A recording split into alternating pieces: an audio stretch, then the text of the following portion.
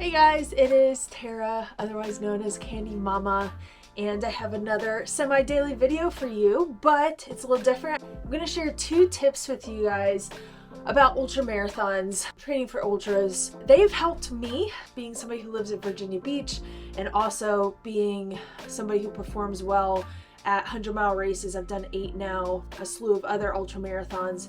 So these are 2 tips that have helped me with my training. So I'm going to share those with y'all. I have my first run back from Run Rabbit Run 100 miler. First real run. I did this past weekend. I did pace my friend Mike at Grindstone 100. I did 10 miles with him and it felt fine for the first part, but then towards the end I did feel a little bit like trash. So this is gonna be my first run back. I'm gonna do it on the treadmill, about 5-ish miles. Just feel out my body, see how I'm feeling, and go from there. The first tip I have is to train with the nutrition you'll be using in the race. This seems common sense, and it should have been common sense for me, but it took me about 2 years to realize that's what I need to be doing. And the reason I wasn't using the nutrition that I use in races was because it was so darn expensive. Training with the nutrition that you'll be eating in a race will help your stomach not throw it all up. That's at least what I did. What I use is Spring Energy. I use the Canterbury and I use the Awesome Sauce here. And historically, I have had an uneasy stomach when eating these. But before Run Rabbit, I actually trained my stomach really eating the Awesome Sauce and Canterbury as I trained. I also used a variety. I used more of a variety. Instead of just eating these the entire race, I decided I want to do a little more variety and see, like, if my stomach's not feeling that, would it maybe feel a Morton's? So Morton's is very plain. I like that when my stomach is not feeling great, doesn't like the flavor. I have Morton's here. This is 100 calories, which is perfect. I also use a combination of Tailwind too. So this has around 200 calories per serving.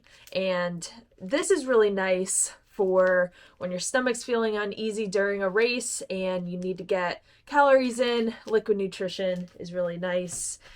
And solid foods, I use sesame snaps. I did use a little of these Precision Fuel gel or Precision Fuel chews during Run Rabbit.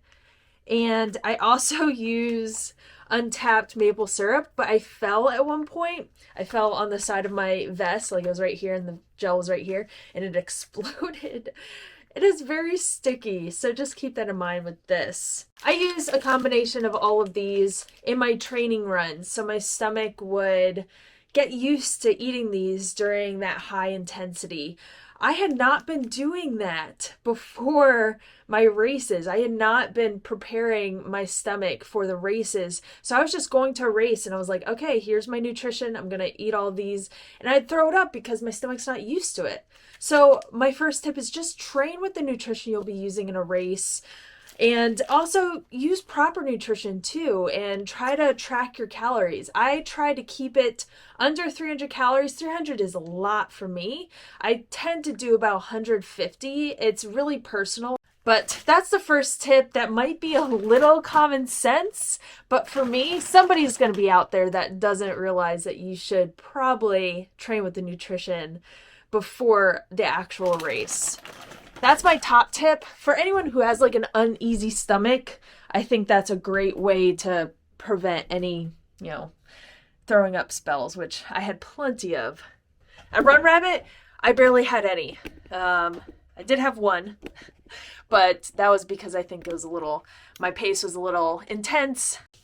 I'm going to warm up here by walking on my Nordic track treadmill, and then I have about an hour that I can spend running, which is perfect for 5 miles. So I'll tell you my second tip for y'all that I've been realizing over the past couple months. Don't always listen to everything you read or hear from others in the sport. It depends on what it is, but I wouldn't take everything that everyone says so seriously. And I'll explain that. When I started ultramarathons, I lived in San Diego, and that's a great place to train for ultramarathons. Because my husband's in the military, we did have to end up moving, and we moved to Florida and then to Virginia Beach. And I was really upset.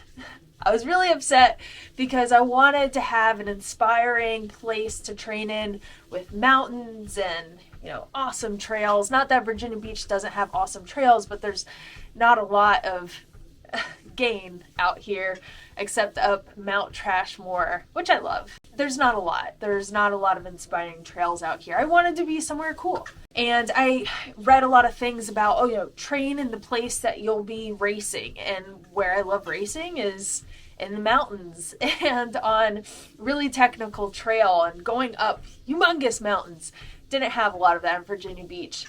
So I just made do with what I had. Before I had the Nordic Track treadmill, I would just go up and down Mount Trashmore. I also read a lot before I really started getting into ultramarathons. I heard several things about recovery and how long it takes to recover from a 100-mile race, for instance. I wanted to discover my own limits. I mean, I know some people, this is based in science. Maybe they have scientific evidence based on this, but that is based on those people that they studied. It's not based on me.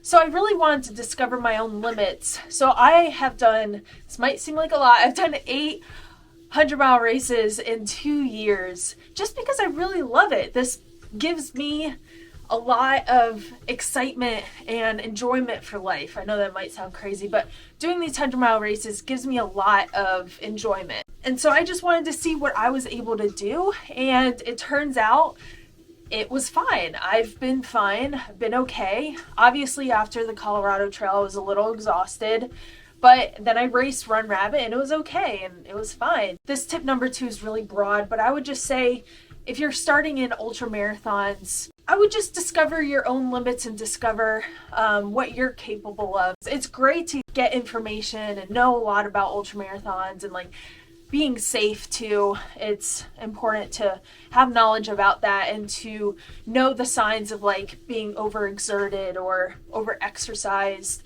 to know the signs of that. But other than that, I think we're told a lot of what we need to do or what should happen and in ultramarathons, and I think it's important to just kind of discover what you can do instead. So I know number 2 is kind of broad there. I just want to encourage people, you can probably do more than you think you can do, and you can most definitely do more than what other people think you can do. You know yourself the best. I don't really have a lot to talk about, but I was thinking about those 2 tips. I had a podcast with the Adventure Jogger yesterday, and we were talking a lot about nutrition and talking a lot about limits that I've maybe put on myself in the past. And I just want to encourage y'all, if you are new to the ultramarathon scene, I just want to encourage y'all, you can do more than you think you can do, and also practice with that nutrition before the actual race. As far as recovery goes, personally for me, I don't really have a lot to say, but recovery has been going okay. I'm fine. And this is my first run back first official run back after being off for about a week and a half. So I'm ready to get back out there. I have about 4 weeks until Javelina, and I'm excited to get out there, see friends, try to go quicker. Hopefully my body doesn't rebel against me at the end. Usually with these flatter 100-mile races, like at Umstead, I have a very bad reaction. My body is done. So hopefully my body holds up and I can just not die in front of all these friends of mine. That's it for right now. I am going to do my 5-mile run now. I am properly warmed up. Let's do it.